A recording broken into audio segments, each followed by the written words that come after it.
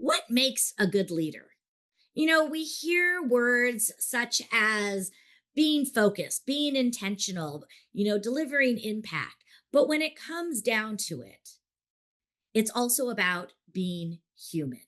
It's about bringing people together with a common vision, with a common mission, and also with common goals. That's what we're talking about today is the true essence of what it means to be a great leader that inspires impact today and also leaves a legacy for our future. I'm Clara Capano, and this is Clarity in Action. Welcome to Clarity in Action. This is the show where we have real conversations that are going to challenge your perspectives and drive real action. So if you are tired of holding back and you're ready to make bold moves, this is the show for you. Join us as we are going to take you from confusion into clarity. Hi, everyone. Welcome back to another episode of Clarity in Action. I am your host, Clara Capano, and this is where we take basic concepts and go deeper so that we can change perspectives and truly drive action. And today we are talking about leaderships, the lessons, the myths, and the truths behind being a strong leader in today's changing landscapes. To help me with this, I have one of my friends, Jim Johnson. So Jim, welcome to the show.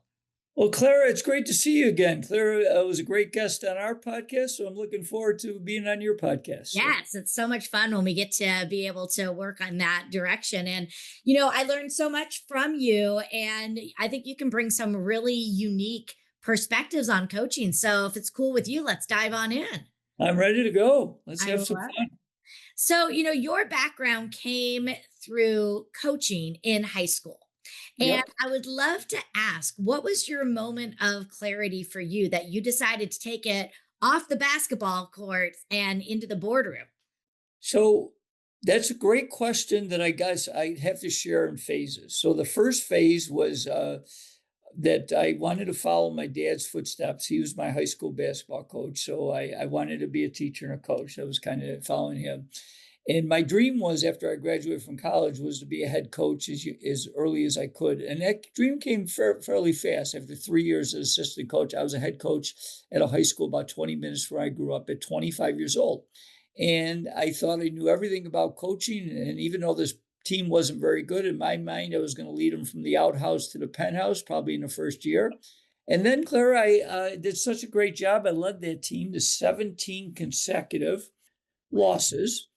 And then I was in an interim position, and they decided not to bring me back. So I guess in a more difficult situation, you could say they said, "You're fired." So it was a pretty humbling experience. But you know what? That was my first real turning point because at first I was making excuses and blaming everybody else.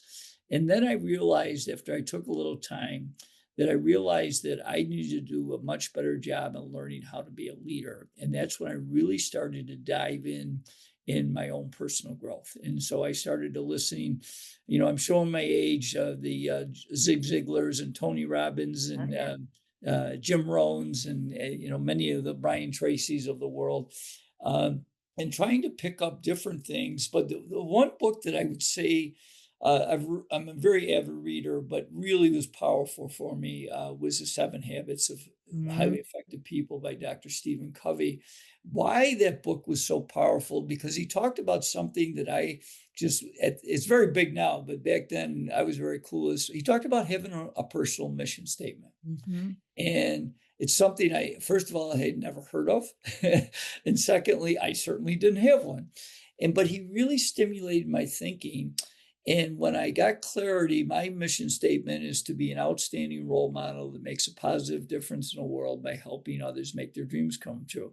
And when I got clarity of that, because I do a lot of leadership presentations now, and I talk to people about a very simple concept: is who's the first person you got to lead, and of course it's yourself. And that's something. When I became a better leader of myself, then that really did a much better job of leading others. So that would be the huge thing, is when I got clarity of that. And then the second big thing that did change my life forever was the JMac story and how that perspective, and I can give you that now, or we can wait, Well, or go not. ahead. Let's go on into it. Okay.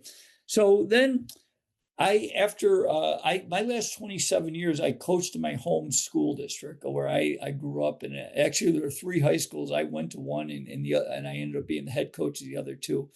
And the first one I took over, the program was in really bad shape, but fortunately, we got it turned around and it was doing quite well. And then the other high school opened up, and for a lot of reasons I don't want to delve into, I felt that was the best position. So I applied and they offered me the job. In my first 10 years at that school, we had winning records every year, but I got known as the coach that couldn't win the big one. We would do well in the regular season and we would always falter in the postseason. And I'd taken a number of teams to their postseason semifinals, but never making the finals. Well, I had a young man come in about our ninth or 10th year, and he tried out for our JV team. His name was Jason McElwain, and everybody knows him as J Mac. And Jason is on the autism spectrum, and he was very small in stature. He tried out for our junior varsity, didn't make it, but our junior varsity coach loved the kid and thought he was a real team guy. So he offered him the team manager's job. And so I got to know him some because our JVs and varsity played at the same, the back to back. And then what really turned me on to this young man is after his sophomore year, he wanted desperately to make the varsity. So he came to all our off-season workouts and he was working hard. But, our program was pretty strong. So I knew it was going to be really difficult for him to make the team. Well, he tries out his junior year and I tell him, unfortunately, not good enough to make the team, but I'd like to have you be the varsity manager. And he embraces the role. In fact, I'll tell you a quick story. Our first team meeting after we chose the team that year, his junior year, I walk in the meeting. He immediately raises his hand. I says, "Yes, J-Mac." He says, "Coach, we know you've never won the Section 5 championship." And I says, "Well, thanks, Jason, for the reminder." And he said, "But we know you love slogans and quotes. You give us one each day. And that is our slogan is we're going to stay focused and help you win the Section 5 championship." And I said, "Well, thank you, Jason." We had another good season. We got to the semifinals now, actually for the sixth time in my career, and we lose at the buzzer to our crosstown rival. And we were devastated. And I lose at home, but my wife was very wise, and she reminded me about my mission. And my mission didn't include winning championships, although I wanted him to. Well, Jason comes out again his senior year, and he's getting better, but our program's quite strong. So I tell him in our tryouts that unfortunately not quite good enough to make the team. And this time he's very disappointing because it's the first time I'd ever had a young man try out 3 years in a row and not make the team. But I said, "I want to give you a gift." And the gift was for our final home game where we call it senior night. We honor the seniors. I'm going to give you a uniform, hopefully get you in the game. In fact, I kid people that periodically during that season, he would ask me about that uniform. And of course, I defined periodically as about every other day. He was pretty fired up. Well, unfortunately, I wrote a book about it called The Coach and a Miracle. And after starting 2-0, adversity struck. And it's too long a story, but the bottom line is we had a team divided. And Clara, you work with a lot of teams. You know how difficult, no matter how talented they are, if they're not together. And we were struggling. And a leadership lesson I learned, we lost 3 of our next 5 games.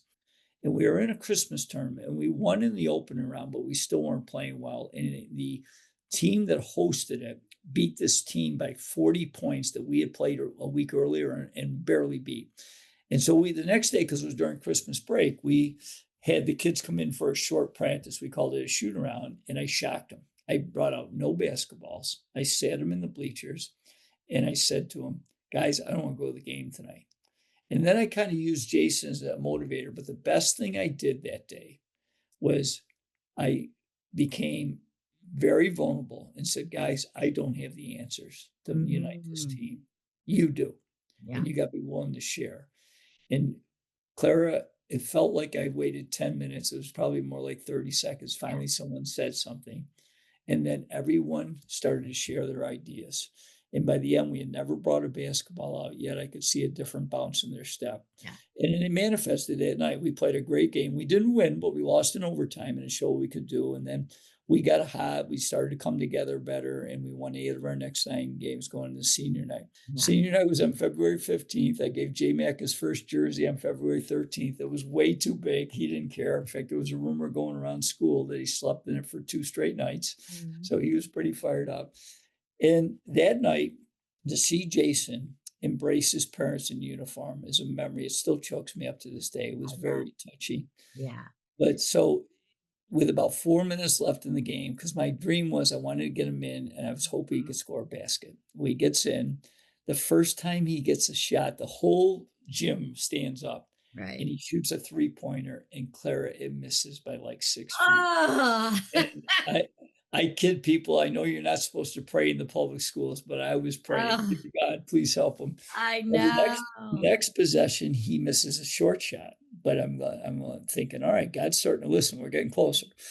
Third possession, he makes a 3-pointer, and the place just explodes. I'm thinking to myself, God must be a basketball fan. Not only he scored, he's got a 3-pointer getting better than this. Well, it did get better, and I'll fast forward, and I'll come back and quickly finish the story. 6 months after that, Jason's at the ESPY Awards. That's the awards for ESPN, and he was up for the greatest sports moment of the year. And his idol was the late Kobe Bryant. And I kid you not, he's at the ESPYs, and one of the other finalists for the same award was Kobe Bryant. He meets Kobe, and then he beats him out for the ESPY. Well, Wow. how does he do that? Well, after that first basket, he comes down, he makes another 3, and then he made a couple, he missed a couple, and he ends the game by making a 3 at the buzzer, like 2 feet behind the arc. In fact, I was telling him, don't shoot, it's too far. And the whole gym ran on the floor. It was like a scene out of a movie, out of Rudy. And then I was gonna say it reminds me of Rudy. That's that exactly was, what I it was pictured. Rudy. And then our players put him up on his shoulders. He has a game ball over his head. He's all excited. And I'll never forget, because at that point, I had no idea how many points he had. And our public address announcer comes on and says, the leading scorer for Greece tonight, J-Mac, with 20 points, including 6 3-pointers. And That I'll close is by saying one so thing, incredible. is that, as a leader, the essence is, I always talk about the essence of teamwork is when you can get your team to shine the light on others. And the beauty of that was I never asked the players on the court to pass Jason the ball. Yet in those last 4 minutes, they passed the ball to him every Yeah. possession. So that was pretty Well, cool. and it was so cool. What a powerful story. So many lessons. I wrote down some notes, and I kind of want to go back to the story and pick out a few things and see if I can Sure. you to, show your area of expertise and teach us some lessons. Clarity in Action is proudly sponsored by Telehealth for Her, where women's health finally gets the attention it deserves. At Telehealth for Her, they offer professional, comprehensive medical care designed to optimize your hormones, restore your gut health, and boost your energy. Because let's get real. Who doesn't need more energy? Your body is the foundation of everything you build. So let's make sure we are fine tuning it for optimal performance. So if you've been out there crushing it in life, but still feeling a little bit off with some of that brain fog, hormone changes, sleepless nights, or emotions that are all over the place, I'm here to tell you, you are not alone. Telehealth for Her helps ambitious women just like you take back control and feel like yourself again so that you can keep leading with purpose and power. Check them out at mariahprinceallen.com or Telehealth for Her and start your journey back to a vibrant, unstoppable you. Clarity in Action is proudly sponsored by My Cluck Hut. Yes, the soap company that is the one your mother should have warned you about. Now, don't let the name fool you. This eco-friendly soap company will get you clean without feeling dirty. But you know what? My Cluck Hut is about more than just getting clean. They have built and continue to grow a community that gives a cluck about the planet, about people, and about creating a reality where diversity and sustainability are not a pipe dream, but fundamental core values. So when you shop with My Cluck Hut, you're not just buying soap. You're choosing to be a part of something bigger than any one of us can be alone. So if you believe in shopping with purpose and from a brand that isn't afraid to speak truth to power, then go check them out, mycluckhut.com. The 2025 Tennessee Pride Chamber Allied Business of the Year. My Cluck Hut, it's more than a soap company. It's a clucking revolution. one of the things you brought up is this concept of a divided team. And you talked about the moment where you went in there and you were vulnerable and you said, listen, I don't have all the answers. I think there are so many of us out there with divided teams.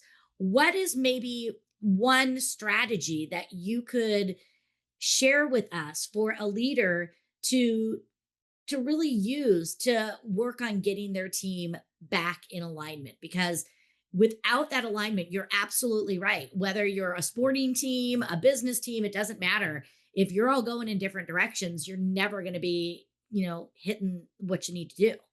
Well, I answer that with a couple ideas. One is, I think, I talked about personal mission, but team mission is very important. And our team mission was to create winners and off on and off the court. So we went back to basics, okay, and just talk about what we were all about as a program. So that was the first thing. The second thing is we had to go back and focus on, because the way we did it is we had a team goals meeting where everybody contributed to the team goals. But as a leader, I went back and met with everyone individually and talked about, okay, well, again, remind me, what are your individual goals and how can we align these with the team goals? So I think that's because the thing I always kid people, you hear in education, the 3 R's: reading, arithmetic, writing.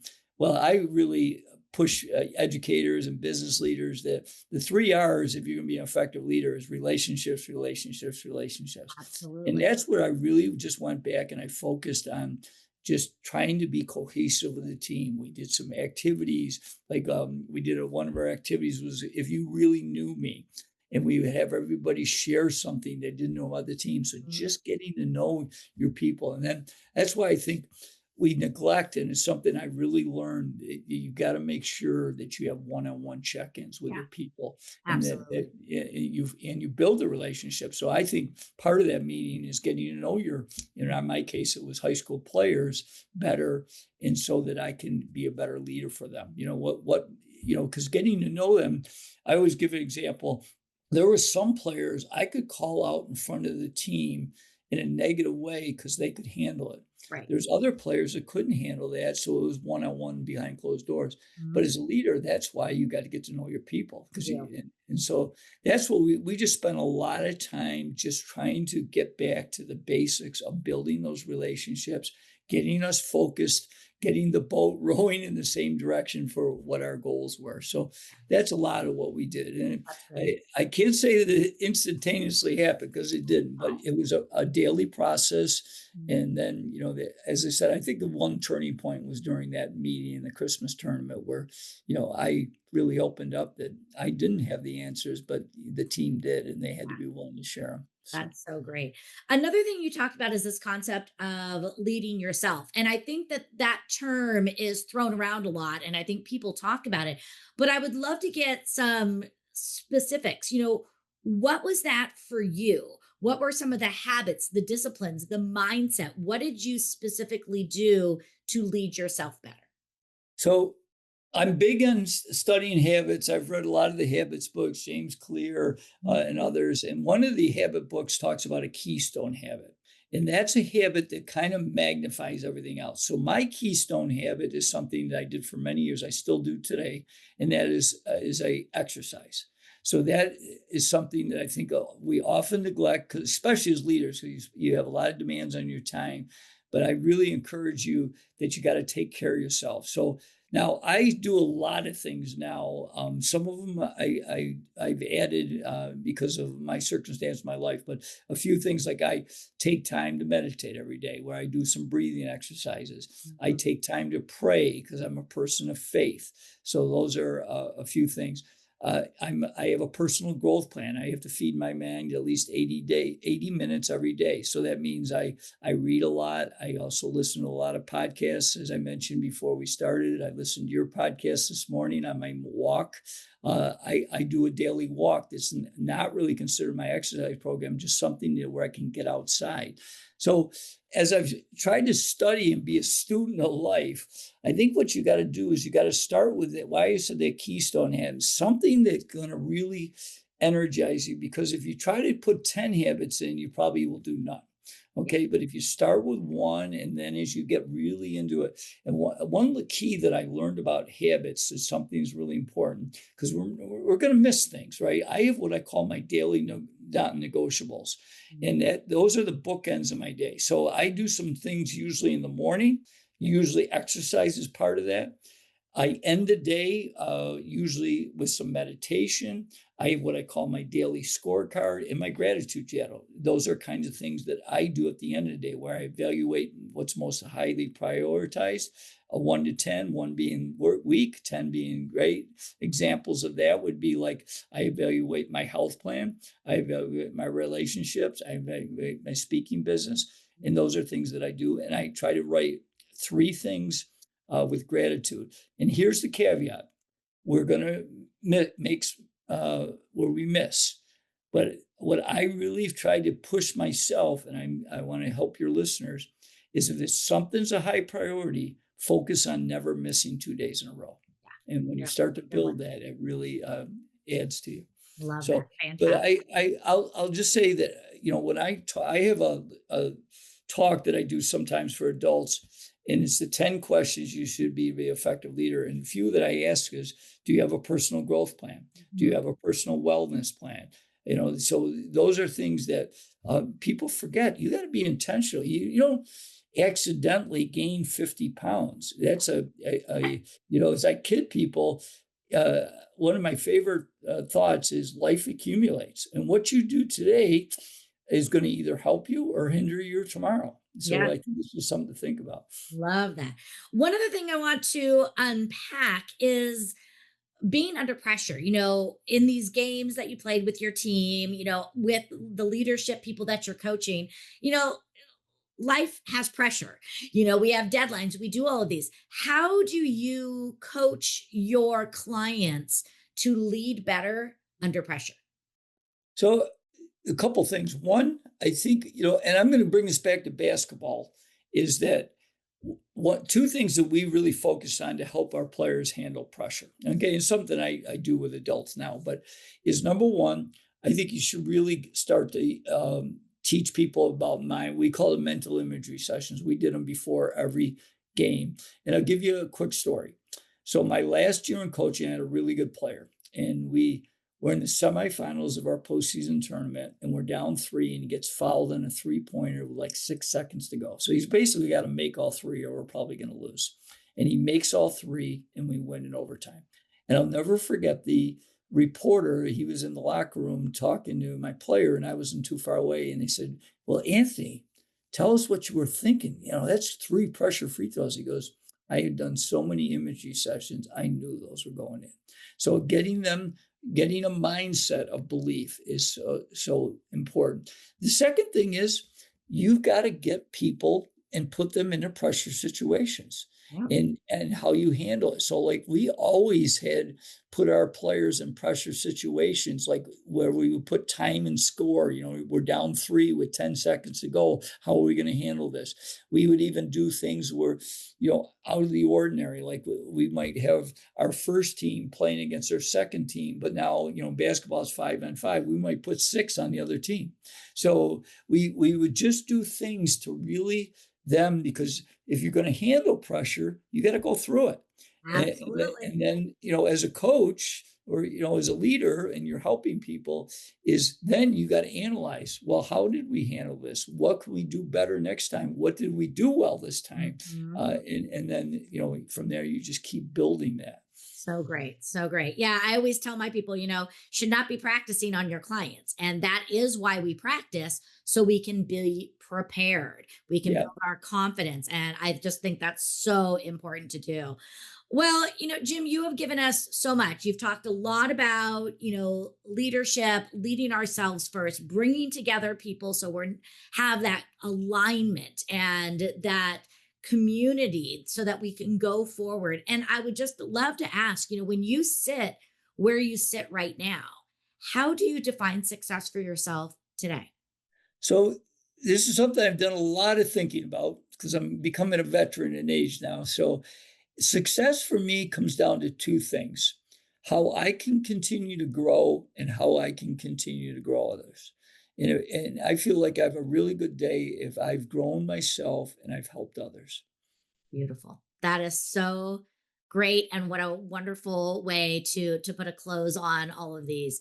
So Jim, thank you so much. Your lessons, I love bringing it back to, sports analogies, even though I'm not a huge sports buff myself, because it makes it so clear. And I think many of us see it whether we played sports or with our kids, and I can just, I can feel just the smile and the sense of pride that your team had in those moments. So I appreciate you sharing that with us today and helping us to learn how we can grow ourselves so that we can grow others too. Thanks for My being here. pleasure. It was great. I enjoyed it, Clara.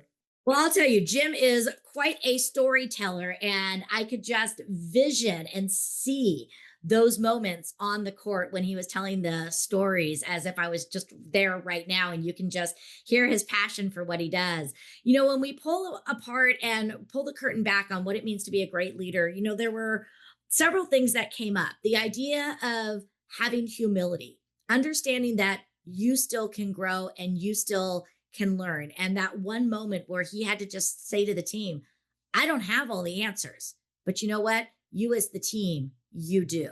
And knowing that leadership is about you, but it's not all about you. It's about the team and where you're going. I love where he talked about leading yourself. And many of the same things that he talked about, I do, is again, what are going to be your daily non negotiables?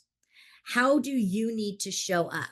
What is your North Star? My coach always asks me what my North Star is. And then what is your personal vision statement and mission statement? And are you living that each and every day? Talked a lot about how to bring a team together that is divided. So again, getting that common goal, making sure that they are a part of that and they know their place in that goal. And then the last thing they talked about is practicing for pressure.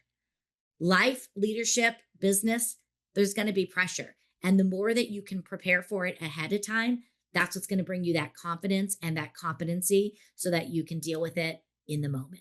So many great lessons. I know you're going to want to bookmark this and come back. Hopefully you took lots of notes, but definitely share this. Share this with your team so they can show up better. Share this with the other leaders in your company and other people just in your network, because when we lead stronger, it has that ripple effect. And that's how we start to truly change and make an impact in the world around us. Thanks so much for being here. I'm Clara Capano. We'll see you next time for another episode of Clarity in Action.